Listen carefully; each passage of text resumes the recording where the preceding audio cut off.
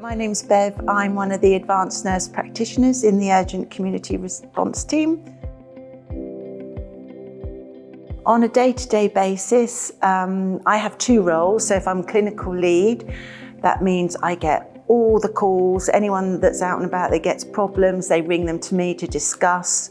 And then if I'm out and about, I would be going out and visiting patients whole of North Hampshire, doing a physical assessment, trying to get as much information about the patient as possible to work out how we're going to treat them, try and get the best outcome, try and prevent admissions basically. So we're trying to prevent people going in to hospital.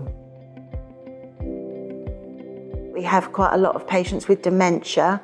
So of course, if you can keep them in there, and most of the frail population, if you keep them in their own environment and provide all that care there, if they do go in, they often become more confused. We sort of tend to make a plan together. So, and it might be that we then need to get the physio in tomorrow or the OT in, or we need to order some equipment urgently then.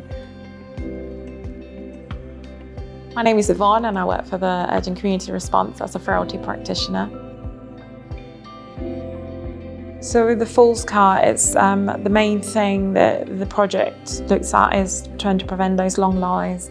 So for some people it could be fatal because it affects how their body is working. We'll go out and see patients that could be on the floor, it could be concern for welfare. We work with the specialist paramedics, so they're a bit more advanced. We kind of put our skills together and just obviously assess the patients. If it's a really, really long lie and the patient appears to be really unwell, then based on the clinical assessments and clinical judgments of both the SP and myself, then we're able to convey them if need be, or arrange a follow-up, which is when UCR obviously will follow up and you liaise with the team and hand over. Working with the paramedics, it just kind of gives you that experience as well, which is really useful. Their point of view and the collaborative working is really good. We're all learning from each other. It's quite an interesting role. It might be that a crew is out and about with a patient, and they've seen a patient and they think, well, would this be appropriate? Is there anything that we potentially could do to support them and stay at home? Or would they need follow-up? And then just kind of discuss with them as to which way to go.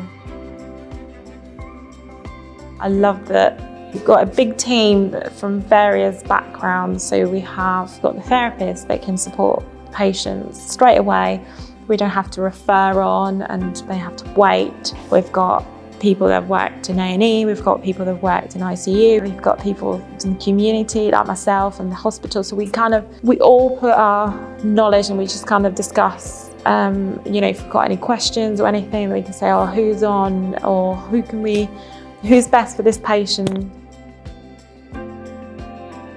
Because we've got OTs, physios that are all progressing and everyone is doing things they would never have done if they'd stayed as a nurse, physio, occupational therapist. So it just enables a really good sort of team working, because we all do, oh, I'll have a go at that, I might do my little physio bit, or I'll fit that bit of equipment.